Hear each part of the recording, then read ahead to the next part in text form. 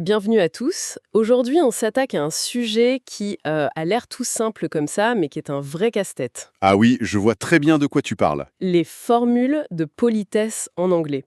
On connaît tous l'adage de Montaigne, la politesse coûte peu et achète tout.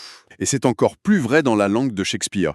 Une petite erreur et tout peut basculer. C'est exactement ça. Ces formules, en fait, ce ne sont pas juste des fioritures. Non, c'est clair. Elles sont essentielles.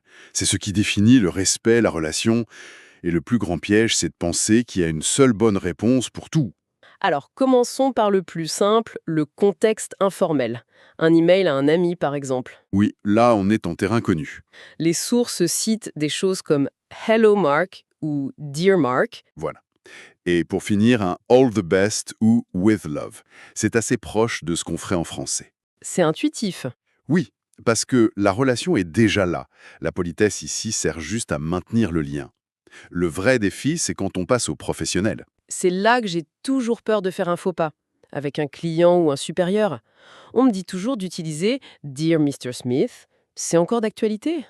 C'est la base, disons, le choix le plus sûr. Mais ce qui est intéressant, c'est que ça dépend énormément de la culture d'entreprise.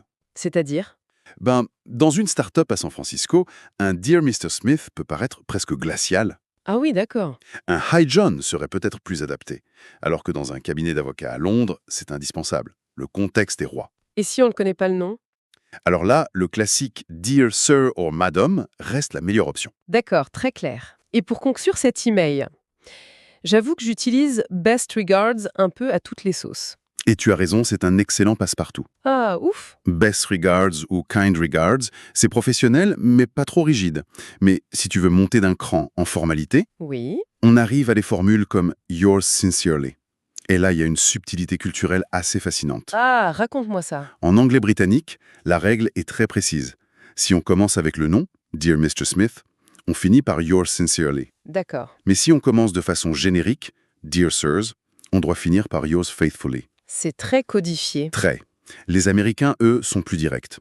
Ils utiliseront sincerely ou sincerely yours dans la plupart des cas formels. C'est déjà un signal culturel. Ok, donc pour l'écrit, il faut être un fin stratège. Mais la pression monte vraiment à l'oral, au téléphone par exemple. Et là, on n'a pas le temps de réfléchir. Les codes sont tout aussi importants. Pour un simple merci, la réponse peut tout changer. Comment ça? Un ami te dira You're welcome ou Don't mention it. C'est une façon de dire ce n'est rien pour ne pas mettre l'autre mal à l'aise. Et dans un contexte professionnel? Si un collègue me dit I'm really grateful for what you've done. La réponse la plus élégante, c'est It's my pleasure. Ah, c'est joli ça. Ça sonne plus sincère que You're welcome. Ça montre que tu as pris plaisir à aider et c'est très valorisant. D'accord. Alors, petit cas pratique. Un quiz rapide. J'adore. On écrit un email à son chef pour demander quelque chose. Pour conclure, on a le choix Thanks a lot, Best regards ou Bye. Bye, carrément. Alors, lequel on choisit pour garder son job? Sans hésiter, Best regards. Pourquoi? Thanks a lot est beaucoup trop informel, ça sonne presque comme une exigence. Et Bye, c'est pour un texto. Best regards maintient le respect tout en restant cordial. C'est le choix de l'intelligence. Ça montre bien qu'apprendre des listes par cœur, ça ne suffit pas. Pas du tout. Il faut sentir la situation, comprendre les non-dits. C'est une vraie compétence. Et c'est pour ça que les exemples qu'on utilise aujourd'hui, qui viennent du site I Speak Spoke Spoken, sont bien faits. Exactement. Ils ne se contentent pas de donner des listes, ils insistent sur la mise en pratique, sur l'oral, pour que ces formules deviennent un réflexe naturel. Donc si on résume notre analyse, le mot-clé, c'est vraiment contexte. Toujours, le choix d'une simple formule peut changer toute la perception d'un message.